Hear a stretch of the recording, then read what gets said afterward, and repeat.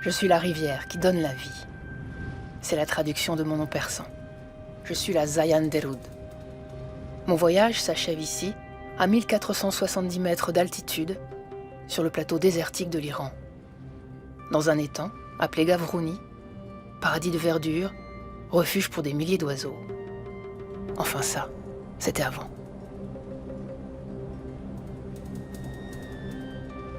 C'était mon royaume, là où je m'étalais sur plus de 40 000 hectares, pénétrant la terre, remplissant les nappes phréatiques, nourrissant les plantes cultivées par l'homme depuis 7000 ans dans ce berceau de l'humanité, apportant la vie.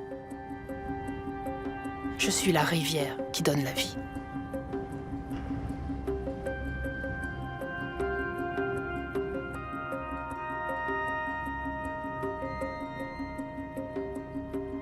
Mais en ce début d'été 2017, je n'apporte plus que quelques gouttes de vie. Cela dure depuis 30 ans. À mon échelle, 30 ans, ce n'est rien. À l'échelle de la vie d'Ali Rezaï, c'est beaucoup. Il doit puiser dans ses souvenirs pour faire jaillir l'eau. On appelle cet endroit le château de Charkenar. Nous sommes à 24 km de la ville de Varzaneh et dans le temps, les agriculteurs qui venaient travailler dans les champs logeaient ici. Tant qu'il y avait de l'eau, on cultivait du blé, de l'orge, mais la principale culture, c'était le coton. Le coton qu'on produisait ici était d'excellente qualité. Nous sommes la seule région où les femmes portent des tchadors blancs, et ils étaient faits de ce coton d'ici. Je me souviens qu'il y a 35 ans, la quantité d'eau a commencé à baisser. Chaque année, il y avait de moins en moins d'eau. Et en 1988, on a abandonné l'agriculture à cet endroit. Les gens qui vivaient là sont partis à cause du manque d'eau. Chaque fois que je reviens ici, j'ai du chagrin. Ça me rend tellement triste de voir que ces terres autrefois fertiles sont désormais inexploitables. De l'Iran, nous connaissons les forces, ses ambitions régionales, son programme nucléaire sous surveillance internationale, son bras de fer sans fin avec l'Amérique, son pétrole et son gaz. Mais que savons-nous de sa fragilité, l'eau? L'Iran manque d'eau. Ce n'est pas une crise. Ce que vit le système actuel de gestion de l'eau en Iran, c'est une véritable banqueroute.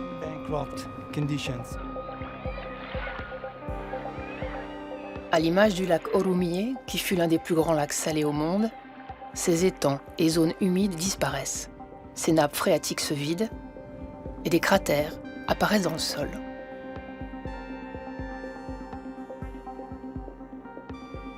Des villages sont désertés par leurs habitants, faute d'eau. Des barrages qui faisaient la fierté du pays n'ont plus grand-chose à retenir.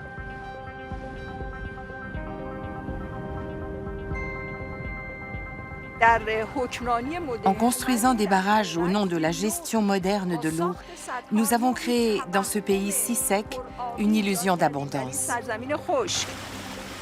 Plus que le pétrole, l'eau devient une ressource rare et convoitée. Son partage est source de tensions, à l'intérieur même du pays, comme entre l'Iran et ses voisins. Selon le Parlement, le problème de l'eau est désormais une question de sécurité nationale. À cause de l'eau, l'Iran est au bord de la crise. Des savants, des écologistes, des responsables politiques, de simples paysans, tous en parlent avec une franchise inattendue. Mais d'où vient cette crise? Et pourquoi en Iran? Pour le comprendre, suivez le cours de la Zayan Derud, celle qui fut l'unique rivière permanente de l'immense plateau central et désertique du pays, celle qui permit la naissance d'Ispahan, joyau de la civilisation perse, celle qui, traversant la petite ville de Varzaneh, achevait son voyage dans l'étang de Gavrouni, permettant à Ali Rezaï de faire pousser son coton.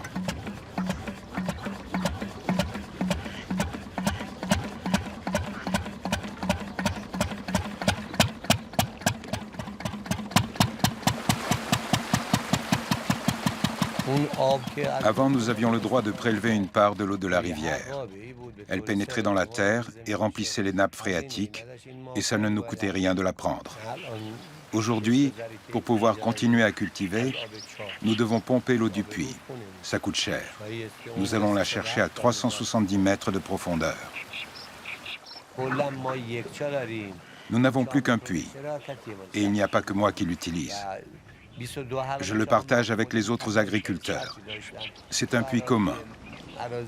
Avant, dans mes champs, j'avais 22 puits peu profonds, mais désormais, ils sont tous secs. Je cultive de la luzerne, je cultive du blé, je cultive de l'orge, et j'élève aussi des poissons. Avec tout ça, je m'en sors quand même, Dieu merci. Mais beaucoup d'agriculteurs ont dû abandonner. Ils ne pouvaient plus s'en sortir. Ils ont quitté la région pour aller gagner de quoi vivre ailleurs. Beaucoup de gens sont partis. Ils ont immigré vers les grandes villes les plus proches, comme Ispahan, mais certains sont même allés jusqu'à Qom et Téhéran. Notre production a baissé de 70%. Tout le développement, c'est pour les régions qui sont hauts sur la Zayan Deroud. Le plateau iranien a toujours été aride.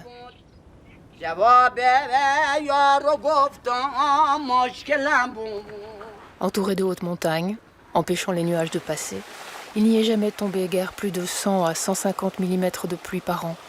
Cela suffisait aux hommes qui s'y sont installés au fil des siècles. Ils ont appris à trouver les sources, les réserves d'eau, ont inventé des techniques pour puiser la précieuse source de vie et en ont fait un véritable art.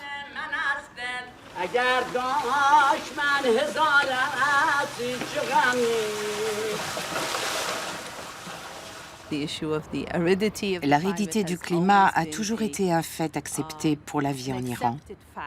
Mais c'est exacerbé aujourd'hui par le phénomène du changement climatique. Nous devons faire face à une hausse des températures de 1,8 degré et à une baisse des précipitations de 20% ces 30 dernières années. Et nous devons nous adapter à cette réalité. Bien sûr, le réchauffement climatique est une des causes de la crise qui me frappe. Mais c'est surtout le révélateur d'un mal plus profond, le mode de développement de l'Iran moderne.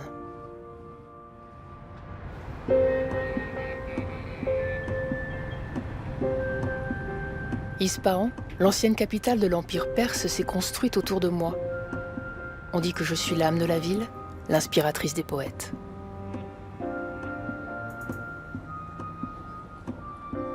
Les plus vieux ponts qui m'enjambent sont des chefs-d'œuvre du génie architectural iranien. Près du Sios-Sepol, le pont aux 33 arches, les souverains du passé venaient se prélasser. À l'époque, je coulais toute l'année, et grâce à des milliers de canaux, je nourrissais des jardins luxuriants et remplissais les nappes phréatiques. Il y a bien sûr toujours assez d'eau pour alimenter les bassins de la somptueuse place de l'Imam, pour le plaisir des enfants et des touristes. Mais ce n'est plus qu'une illusion d'une abondance révolue. Et malheureusement, nous avions sécheresse en Iran pour 7 ans. Donc, l'eau de la rivière est rationnée, c'est-à-dire chaque année, il y a de l'eau dans la rivière en 2 tours, c'est-à-dire au mois de février et avril, et puis septembre et octobre. 100 km à l'ouest, il y a un barrage, et ce barrage a été construit il y a 45 ans par une compagnie franco-iranienne. Et l'eau est réservée à l'autre côté de la barrage pour l'industrie et pour la consommation domestique à Ispahan et aussi d'envoyer l'eau à Yazd et à Kashan. Donc, tous les Ispahaniens sont très tristes.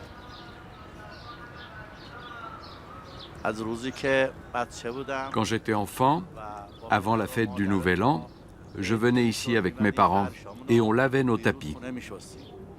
À cette époque, il n'y avait pas d'entreprise pour faire ça. Alors tout le quartier venait laver ses tapis ici. On les étalait sur le bord pour les faire sécher. Depuis leur naissance, nos enfants ont pratiquement toujours vu la rivière à sec. Parfois, les autorités laissent couler l'eau pendant une vingtaine de jours. Évidemment, quand il y a de l'eau, ils sont tout excités. Ils ont envie de faire du pédalo, de s'amuser. Quand je vois ça, je suis encore plus triste et affecté que tous ces gens. Parce qu'au-delà du problème de la sécheresse de la Zayan Derud, je ressens une responsabilité de ne pas avoir réussi à faire renaître la rivière et à améliorer sa situation.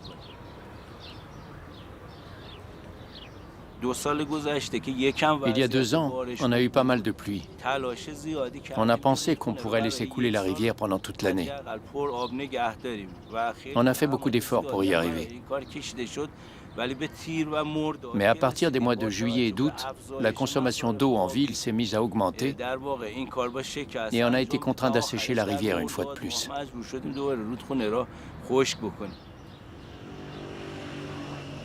À Ispahan, M. Bassirpour occupe une fonction ingrate. Il dirige l'agence qui répartit l'eau. Pour satisfaire tous les besoins, il lui faudrait 2 milliards de mètres cubes par an.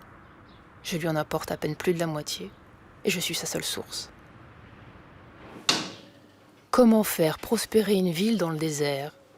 Avant lui, on avait réfléchi aux problèmes et trouvé des solutions qui respectaient la ressource. Elles n'ont pas résisté au développement du siècle dernier. J'ai ici la reproduction d'un vieux document appelé le parchemin de Sheikh Bahai. Ce parchemin a été établi en 1521 à la demande du Shah Tahmasp, un roi de la dynastie safavide, par un savant appelé Sheikh Bahai. Ce document reste la principale base légale pour la répartition de l'eau de la Zayan Derud. La rivière y est divisée en 7 zones, elle-même divisée en 33 parts. Et ces parts correspondent aux bénéficiaires de l'eau.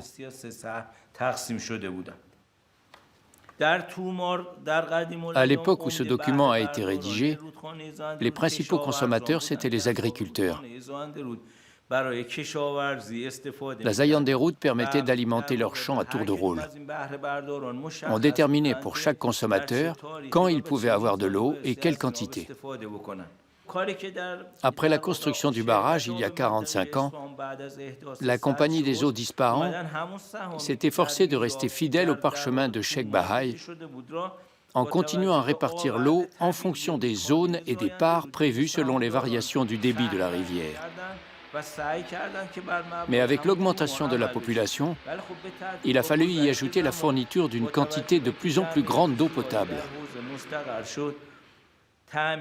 En plus, de nombreuses usines qui n'avaient pas de part de la rivière jusqu'alors se sont installées dans la région, en comptant sur le fait qu'avec la retenue du barrage, elles pouvaient disposer d'eau toute l'année.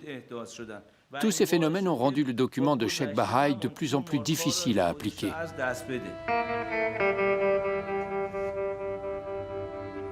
À Ispahan, aujourd'hui, 2 millions de personnes, 5 millions avec la banlieue, vivent sur mes berges. La 3e plus grande ville d'Iran est aussi une ville moderne, active, avec une population jeune qui a soif de consommation. 70% des Iraniens vivent désormais en ville et le taux de natalité reste élevé.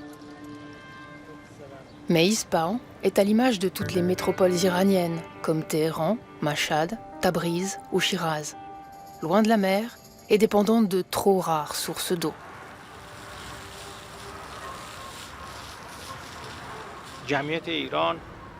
Depuis la révolution islamique, la population a doublé. Juste avant la révolution, en 1977, nous étions 36 millions et aujourd'hui, nous sommes 80 millions. Dans le même temps, les conditions d'hygiène se sont améliorées. La croissance de l'activité économique, le développement de l'agriculture, de l'élevage, de l'industrie, tout ça a entraîné une augmentation de la consommation de l'eau encore plus rapide que l'augmentation de la population. Et c'est l'ensemble de ces phénomènes qui conduit au manque d'eau. Un des problèmes, c'est que les Iraniens utilisent beaucoup plus d'eau que la moyenne mondiale pour leur usage domestique. Au lieu de consommer entre 120 et 150 litres par jour, juste pour boire et se laver, un Iranien moyen en consomme entre 300 et 320 litres. Depuis peu, pour changer ces mauvaises habitudes, la télévision fait de la pédagogie. هنگام مسواک زدن شیر آب را ببندید.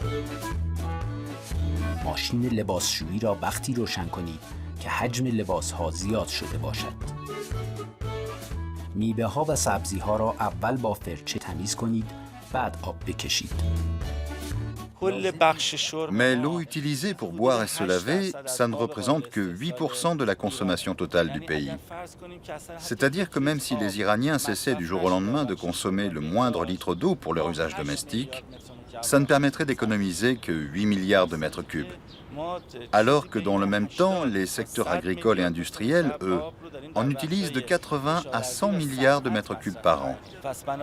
Donc, si on veut résoudre la crise de l'eau, la priorité, c'est d'améliorer l'efficacité dans le secteur agricole, mais aussi de s'intéresser de près à l'industrie.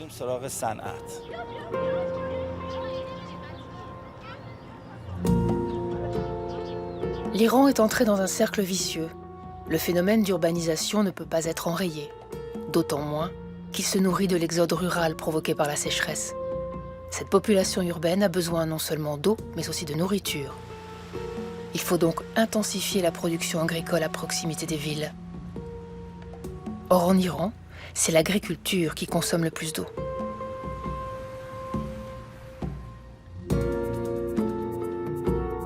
Ainsi, en amont d'Ispahan, la vallée de la Zayan-Derud, c'est une succession de petites villes, d'usines et surtout de champs qui dépendent entièrement de la rivière.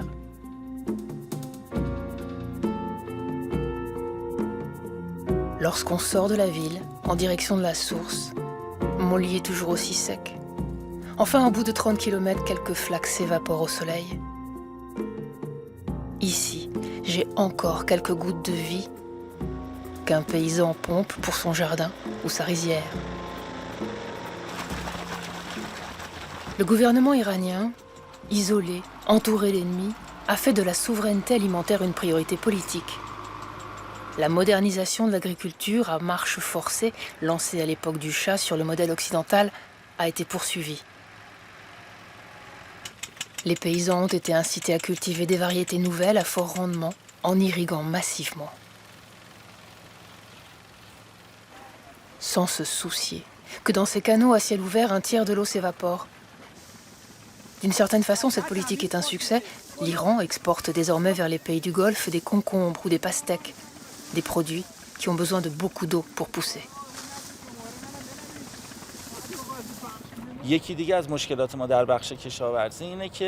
Un de nos problèmes dans le secteur agricole, c'est qu'on cultive parfois des produits qui ont moins de valeur que celle de l'eau consommée pour les produire.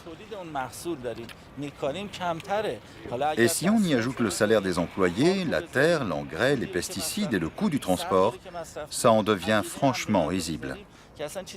Mais pourtant, on continue à en produire. Le mot d'ordre, c'est l'agriculture à tout prix, l'indépendance à tout prix. Et c'est une cause de cette crise.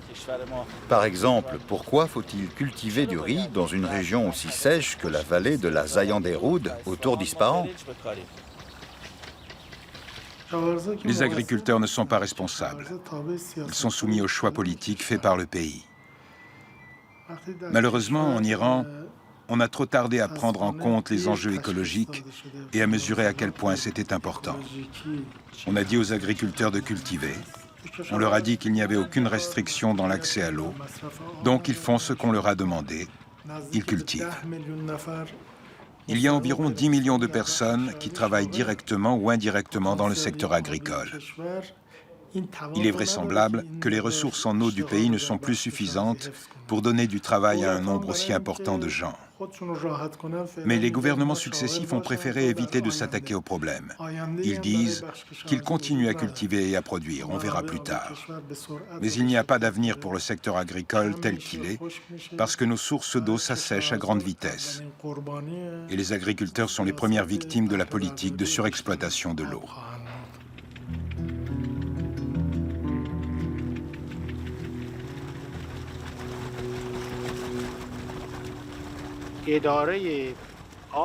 La gestion de l'eau en Iran est divisée entre deux ministères.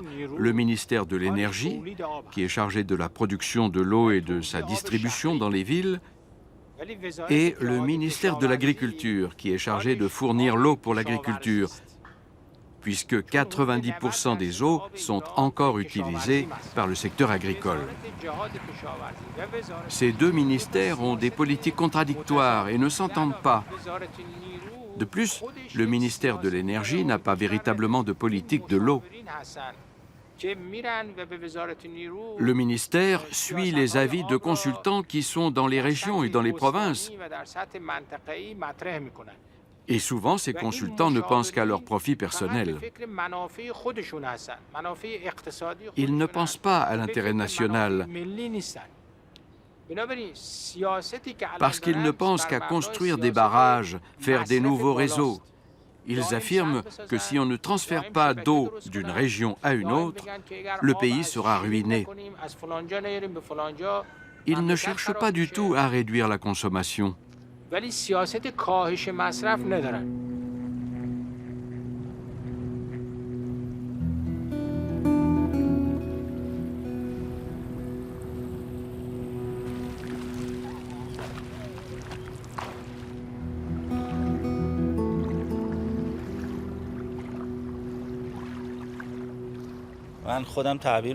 Personnellement, je pense qu'on doit avoir plutôt peur de la sécheresse politique, c'est-à-dire de la mauvaise gestion, que de la sécheresse naturelle.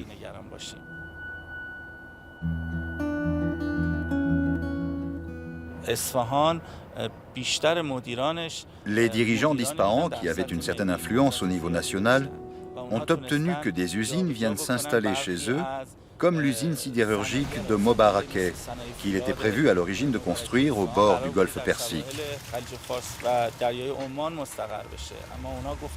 Leur argument, c'était qu'il fallait créer des emplois dans la région d'Ispahan, permettre de la croissance économique. Leur intention était bonne, mais c'était une énorme erreur stratégique de permettre l'installation à cet endroit d'une industrie qui a besoin de 1000 mètres cubes d'eau par heure. Par conséquent, la raison de la crise de nos ressources en eau, ce n'est pas seulement le réchauffement de la planète et le changement climatique, c'est qu'au lieu de tenir compte des réalités naturelles de ce pays pour organiser notre développement, on a voulu faire la guerre à ces réalités. On était tellement fiers de nos compétences en ingénierie et de notre capacité à construire des barrages et à transférer de l'eau entre les régions que nous avons fini par provoquer ce désastre.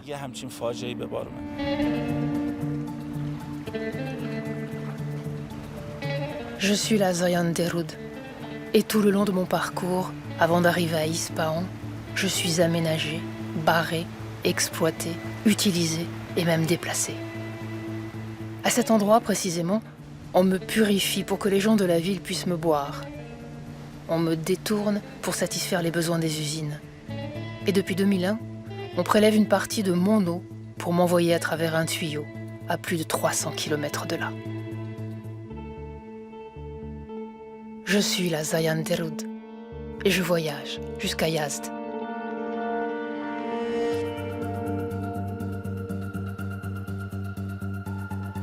Yazd, la perle du désert.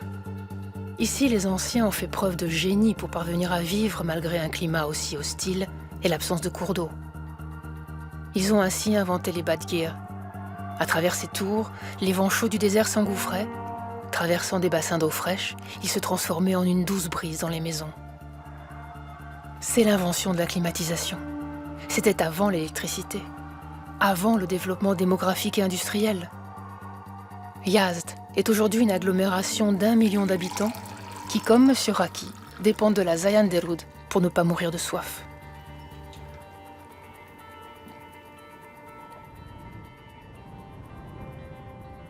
Mais comment faisait-il, avant ce tuyau que leur a construit un enfant de la ville, l'ancien président réformateur Khatami?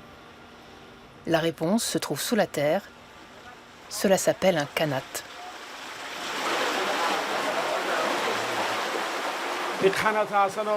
Ici, c'est le Khanat Hassanabad. Il a été creusé il y a plus de 500 ans.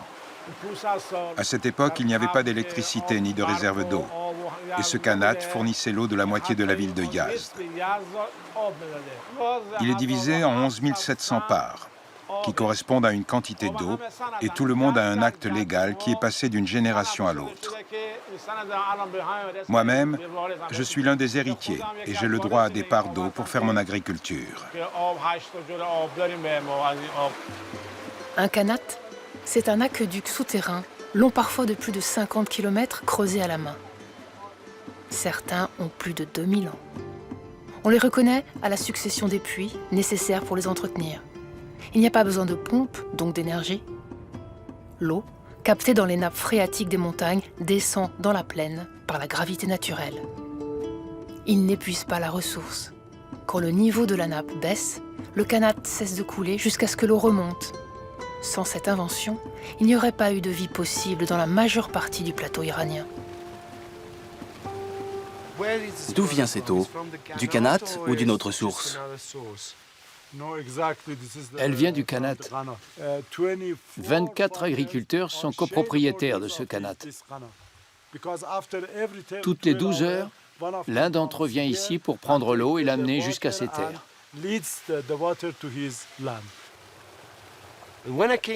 Quand je suis arrivé ici et que j'ai vu cet ouvrage d'art, je pensais aux connaissances qu'il fallait avoir à l'époque, ne serait-ce que pour trouver les nappes phréatiques sous les montagnes.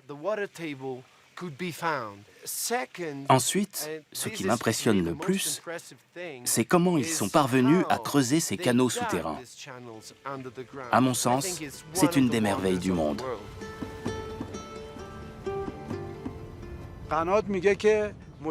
Le premier message du kanat, c'est de compter sur nos ressources. C'est un message très important, parce que quand vous vous appuyez uniquement sur les sources d'eau disponibles dans votre région, cela va vous apporter de la stabilité. Le deuxième message que nous dit le kanat, c'est que pour organiser l'approvisionnement et la répartition de cette quantité d'eau disponible, il faut de l'harmonie et de la coopération entre les populations. C'était le cas dans le passé. Je pense que nous pourrions plus respecter cette leçon dans nos méthodes contemporaines de gestion de la ressource en eau. Un kanat, c'est aussi une organisation sociale qui permet une gestion raisonnée de la ressource. Les copropriétaires du kanat sont obligés de coopérer sous la supervision d'un mirab chargé de faire respecter les règles. Ici, ce qui fait la valeur de l'eau, c'est le temps.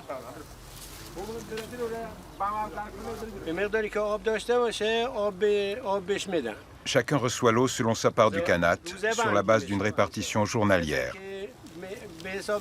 Ceux qui ont 16 parts ont le droit à un total d'1h25 tous les 7 jours. Ceux qui ont 8 parts, 42 minutes. C'est comme ça qu'on distribue l'eau entre nous. Si lui a 1 heure d'eau et qu'il en a besoin de plus, il peut aussi emprunter du temps à son voisin et il lui rendra la semaine suivante. Parfois, on manque d'eau parce que dans le kanat, il y a des effondrements. Et en attendant qu'on le répare, le niveau d'eau baisse.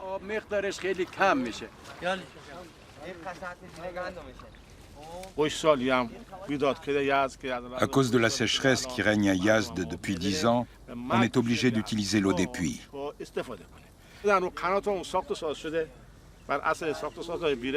Le long de notre kanat, il y a eu de trop nombreuses constructions et ça a provoqué des dommages.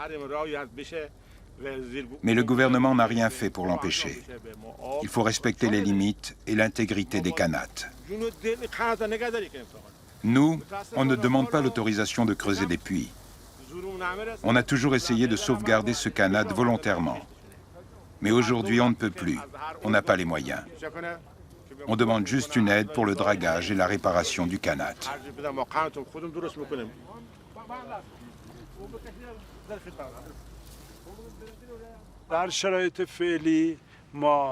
Actuellement, nous avons encore 37 000 kanats en activité dans le pays.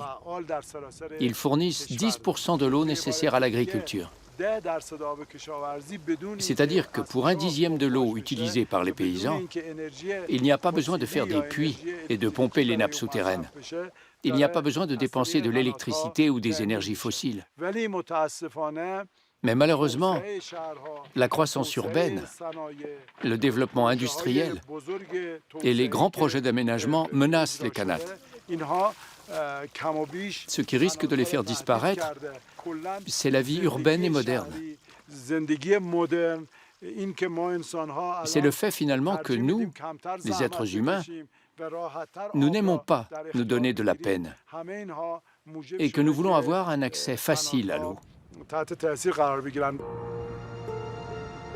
Depuis qu'une partie de la Zayan Derud est dérivée vers Yazd, le développement de la ville s'est emballé.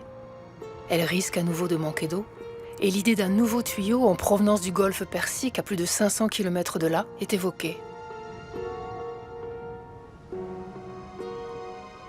Je suis la Zayan Derud, et on m'a cru facile. C'est pour cela qu'on me divise, qu'on me retient, et qu'on m'exploite au-delà de mes capacités. Malgré leur expérience multimillénaire, les Iraniens d'aujourd'hui et leurs dirigeants ont, semble-t-il, oublié que là où l'on m'amenait, se créait une illusion d'abondance pour les uns et un manque pour les autres. J'étais la rivière de la vie. Vais-je devenir la rivière de la discorde ?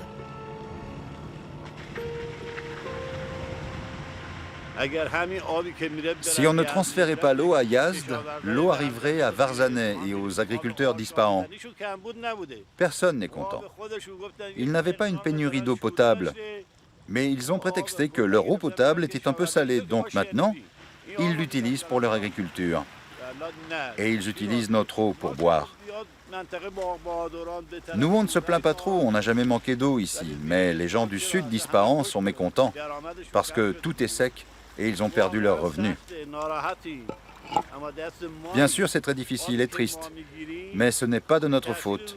L'eau qu'on prend de la rivière n'a aucune influence sur la rivière.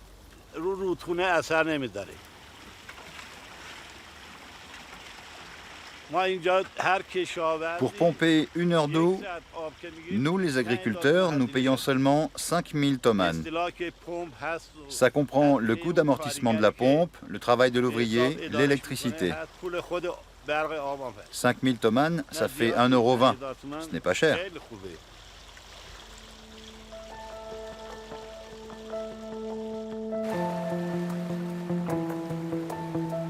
Pendant 80 km en amont du jardin de M. Eskanderi, je ressemble à cela. Une ligne de vie au milieu de montagnes sèches. Des montagnes zébrées de tuyaux pour pomper mon eau jusqu'au sommet.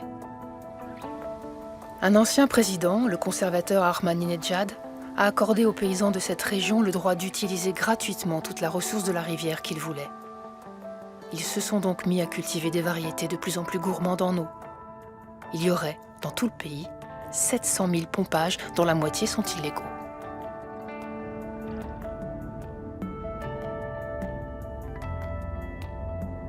Nous voilà enfin au barrage qui porte mon nom, Zayan Derud. Construit en 1972 dans le but de réguler les variations saisonnières du débit, il peut contenir près de 1500 millions de mètres cubes. Sans ce barrage, la région d'Ispahan n'aurait pas connu un tel développement industriel et urbain.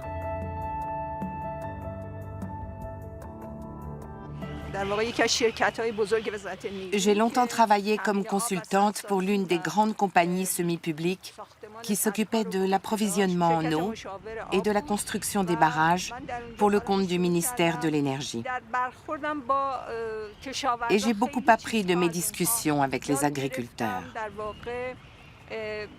J'ai compris que sur le problème de l'eau, ils avaient un regard très différent de mon regard de technocrate. C'est ce qui m'a permis de réaliser que, malheureusement, la majorité de ces barrages avaient causé beaucoup de problèmes, aussi bien en amont qu'en aval, et qu'en en construisant de plus en plus, on était responsable de la sécheresse des lacs et de la disparition des rivières.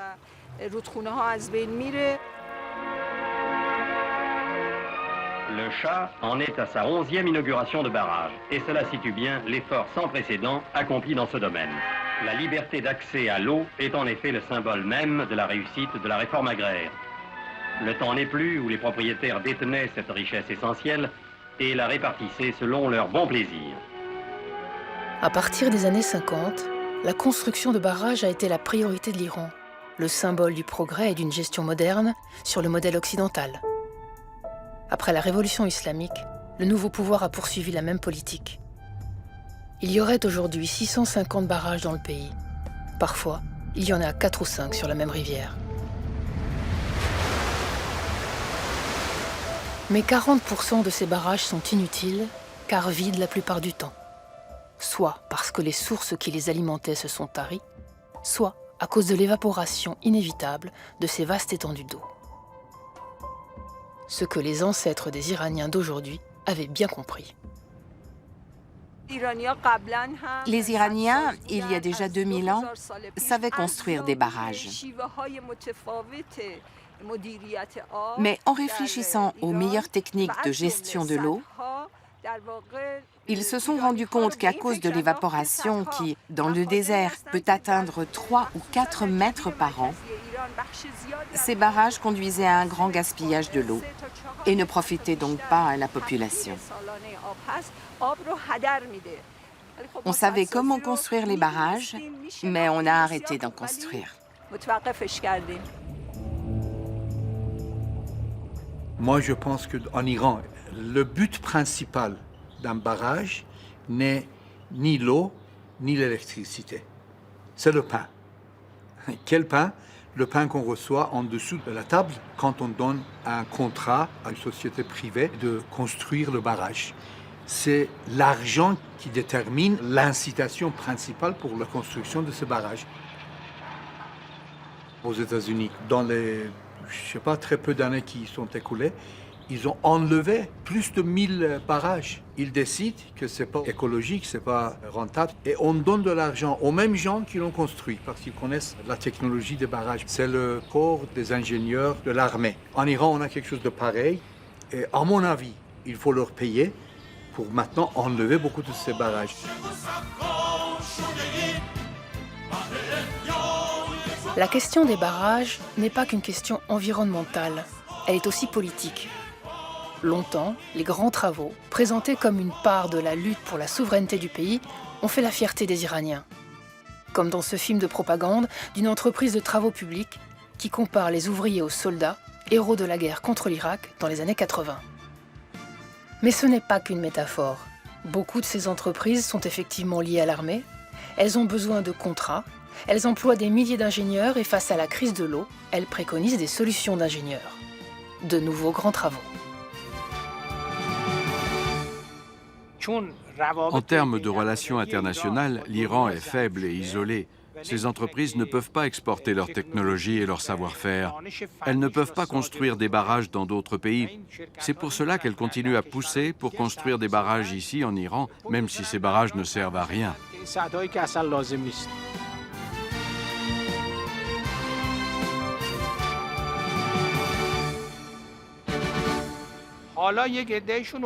Mais maintenant, ils commencent à se rendre compte que ça devient de plus en plus difficile. Alors ils proposent de faire des travaux pour transférer l'eau de la mer Caspienne, de la mer d'Oman ou du golfe Persique.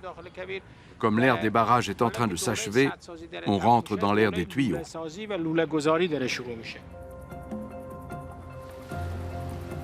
Je suis la Zayan Derud.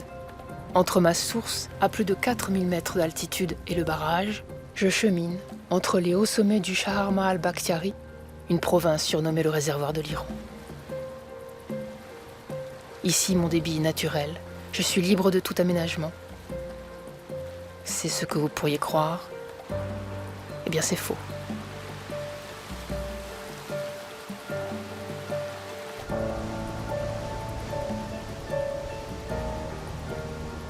Dans le village de Kourang, un tunnel crache nuit et jour des millions de litres d'eau qui s'ajoutent à la mienne. C'est même une attraction touristique locale.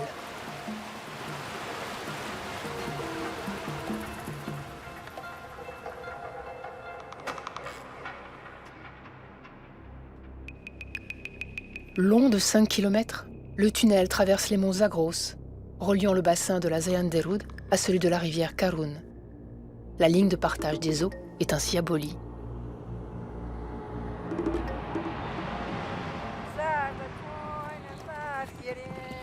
Depuis des siècles, les nomades viennent dans cette région avec leurs troupeaux, trouver l'herbe fraîche en été.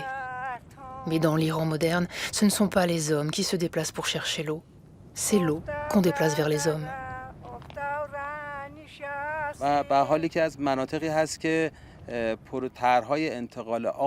Dans cette région, beaucoup de projets de transfert d'eau ont été mis en place. Là, nous sommes à proximité d'une rivière qui s'appelle la Karun, dont l'une des branches porte le nom de Kourang. Rien que sur la rivière Kourang, il y a 3 tunnels pour transférer de l'eau vers la Zayanderud. C'est un total d'1 milliard de mètres cubes d'eau par an qui est ajouté à la Zayanderud et qui provient essentiellement du bassin de la Karun. L'objectif est d'augmenter le débit de la Zayanderud de 800 millions de mètres cubes à 1 milliard 800 millions de mètres cubes. Mais en transférant de l'eau aux régions qui souffrent de la crise à cause d'un développement non durable, on cause des dégâts écologiques, économiques et sociaux dans les régions qui dépendaient jusque-là de ces sources.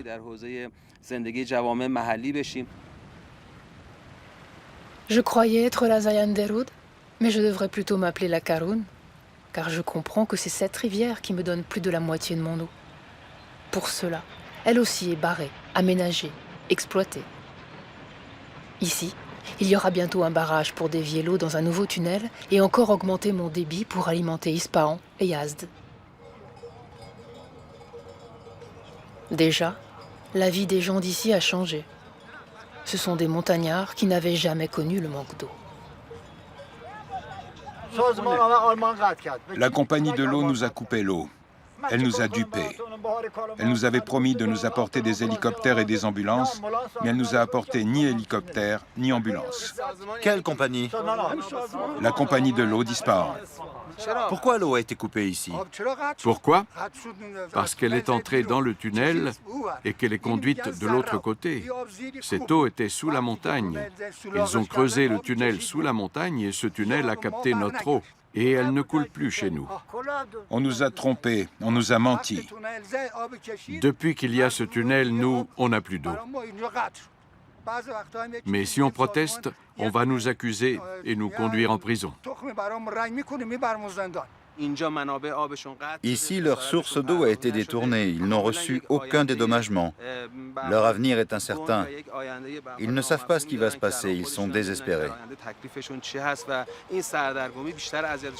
Tout cela conduit à une montée du mécontentement et risque à terme d'aboutir à des tensions au niveau local et même régional. Monsieur l'ingénieur, on est fauché, on n'a pas d'argent. Mes enfants ne m'ont pas envoyé un sou depuis 4 mois. Quel était votre métier avant? J'étais agriculteur et j'avais des troupeaux. Que faites-vous maintenant? Je prie, je demande de l'aide à mon Dieu. Dans beaucoup de villages en Iran, il y a de plus en plus souvent des disputes aussi bien sur le problème des nappes phréatiques que sur le problème des eaux de surface. Il y a aussi de plus en plus de conflits entre villes et même entre provinces. Et cela risque de devenir un véritable problème politique pour le pouvoir. L'eau qui alimente de nombreuses villes provient de pompage. Ça veut dire qu'elle est prise ailleurs et à d'autres gens qui protestent. Il y a même eu des manifestations, notamment dans la région de la Zayanderud. À l'intérieur du pays, ça devient une question géopolitique. En plus, si ça continue, dans 20 ans, tout notre pétrole et tout notre gaz ne servira plus qu'à ça, à pomper l'eau. Aujourd'hui déjà, nous utilisons plus d'énergie pour faire marcher les pompes et les puits que dans le secteur des transports.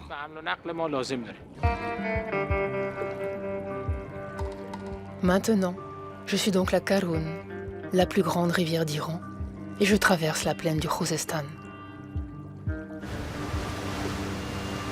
Moi aussi, je croise de nombreux barrages qui produisent de l'électricité et alimentent d'immenses champs de canne à sucre. Quand l'eau m'est rendue, elle est polluée par les engrais et les pesticides.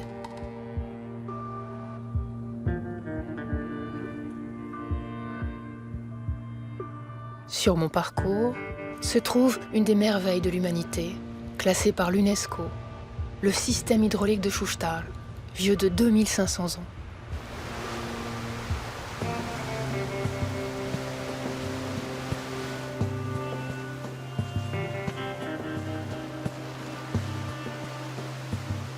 Ici, mon eau était dérivée pour faire tourner des moulins. Les paysans venaient de 100 km à la ronde y faire leur farine. Maintenant, ce n'est plus qu'une attraction pour les touristes. Mais il arrive de plus en plus souvent que je n'ai plus assez d'eau pour alimenter tous les canaux de Shustar et que les moulins antiques ne tournent plus. Comme un symbole de la menace que la crise de l'eau fait peser sur un des berceaux de la civilisation, la Mésopotamie. Littéralement, la région entre les fleuves. Au bout de mon chemin, je me jette dans le Tigre et l'Euphrate, les deux fleuves mythiques qui prennent naissance en Turquie et descendent à travers la Syrie et l'Irak jusqu'au golfe Persique. Sur eux aussi, des dizaines de barrages ont été construits. Remplie d'hydrocarbures, cette région est une des zones les plus conflictuelles de la planète. Sur mes berges, la capitale du Khouzestan moderne, Arvaz, vit de l'argent du pétrole. Mais l'or bleu est en train de supplanter l'or noir. Malheureusement, depuis 50 ans, l'eau qui était source de coopération et de civilisation dans cette région est devenue une source de conflit. En hydropolitique, il y a une formule très connue qui dit « Les pays en amont utilisent l'eau pour avoir plus de pouvoir et les pays en aval utilisent le pouvoir pour avoir plus d'eau. » Par exemple, le gouvernement turc, depuis 50 ans, utilise l'eau comme arme politique pour accroître son pouvoir, comme le font par exemple la Syrie, l'Irak ou l'Iran avec leur pétrole. La Turquie affirme que l'eau a beaucoup plus de valeur que le pétrole. Son but, c'est d'être le premier exportateur d'eau pour accroître son influence. Elle a installé des tuyaux vers l'est de la Méditerranée sous prétexte de vendre de l'eau à Chypre. Mais elle prétend qu'à terme, elle pourra en fournir au Liban, à Israël, au nord et au sud de l'île de Chypre, et même à l'Arabie saoudite. Cette ambition est très dangereuse parce que ça conduit le gouvernement turc à dire « De la même façon que je n'ai pas de part de vos ressources en pétrole, vous ne pouvez pas réclamer de part de mes ressources en eau. » Malheureusement, le gouvernement irakien a aussi de nombreux projets. Rien que sur l'Euphrate, les barrages existants et prévus, tant par la Turquie que l'Irak, sont 5 fois supérieurs aux capacités hydrauliques du fleuve. Donc il n'y a aucun doute que ces projets ont déjà et auront des impacts environnementaux sur les pays en aval.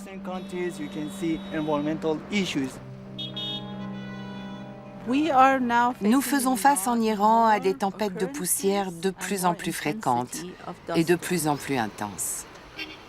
Et 80% de ces tempêtes de poussière prennent naissance en dehors de nos frontières. En Irak, au Moyen-Orient, en Arabie saoudite. Et cela a des effets négatifs sur nos moyens d'existence, sur notre économie, sur notre santé, et cela affecte aussi notre agriculture et nos ressources naturelles.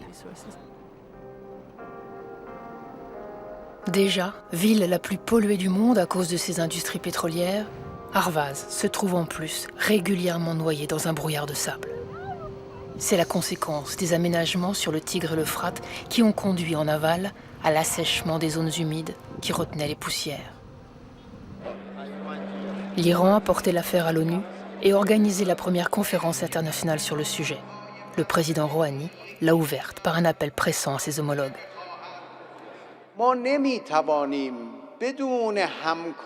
Nous ne pouvons résoudre cette crise seuls. Nous devons coopérer au niveau régional et mondial.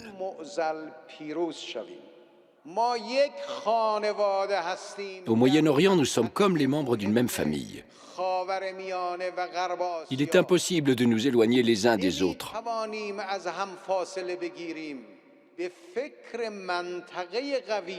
Et nous devons travailler à rendre notre région plus forte, en évitant les compétitions destructrices entre nous. L'Iran affirme donner l'exemple. Depuis son élection en 2013, Hassan Rouhani a fait de la question de l'eau une priorité. Il a promis de restaurer les lacs asséchés et notamment la vaste zone humide du Our al-Azim à cheval sur l'Iran et l'Irak, devenus source de tempêtes de poussière. Cela signifie lâcher l'eau des barrages, obliger les agriculteurs à consommer moins d'eau en améliorant leurs techniques d'irrigation, et même de s'attaquer aux intérêts de l'industrie pétrolière. Une partie de l'étang avait été asséchée pour y faire des forages. Nous avons négocié avec les industriels pour qu'ils ouvrent les digues et permettent à l'eau de revenir dans cette zone humide. Nous avons travaillé avec le ministère de l'Énergie pour disposer de l'eau nécessaire. Finalement, les digues ont été ouvertes en 2014 et depuis lors, 4,5 milliards de mètres cubes d'eau se sont déversés dans le Our al-Azim. La zone humide s'est rétablie à près de 83%, dégageant de l'humidité pour les gens aux alentours. C'est désormais une magnifique zone humide.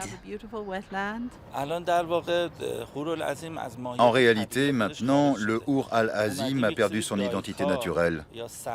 Parce que pour garder du côté iranien l'eau que l'Iran a décidé de laisser couler dans l'étang, on a dû construire des digues à la frontière avec l'Irak. Et ça endommage l'écosystème. Pour nous, la solution idéale serait d'enlever ces digues et laisser l'eau suivre sa pente naturelle et rentrer en Irak. Mais actuellement, la partie irakienne du Our al-Azim, qui est 2 fois plus grande que la partie iranienne, est toujours sèche. Et pour la remplir, il faudrait que la Turquie accepte d'ouvrir les vannes du Tigre et de l'Euphrate. Nous avons initié un mouvement nommé Sauvons la Mésopotamie pour demander à tous les gouvernements de la région qu'ils reconnaissent que l'eau est un produit vital, pas une marchandise dont on pourrait faire le commerce. Comme la Turquie, la Syrie ou l'Irak, le gouvernement iranien a construit et continue à construire beaucoup de barrages. Il ne peut donc pas protester contre la Turquie ou la Syrie quand ils font pareil. Seuls les peuples peuvent exiger de leurs gouvernants une nouvelle conception du développement qui prenne en compte les réalités géographiques de la région.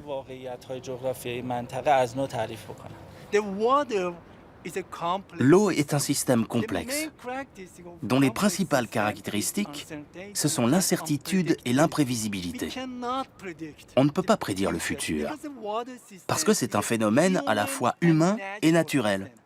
Il est entièrement lié à l'activité humaine. Et je crois profondément que ce qui est à l'origine de la crise, c'est la mauvaise gestion et la mauvaise gouvernance. Certains pensent que c'est le manque d'eau qui conduit au conflit. Mais la plupart des spécialistes de la politique de l'eau croient que la pénurie d'eau peut aussi bien conduire au conflit qu'à la coopération. Et c'est à nous de choisir entre le conflit et la coopération. Je suis la Karun, la Zayan Derud et toutes les rivières, lacs et nappes phréatiques de l'Iran. Je me prends à espérer que les Iraniens d'aujourd'hui sauront changer de modèle et cesser de surexploiter leurs ressources. Qu'ils choisiront la coopération plutôt que le conflit. Ce n'est pas que ma survie qui est en jeu, c'est aussi la leur.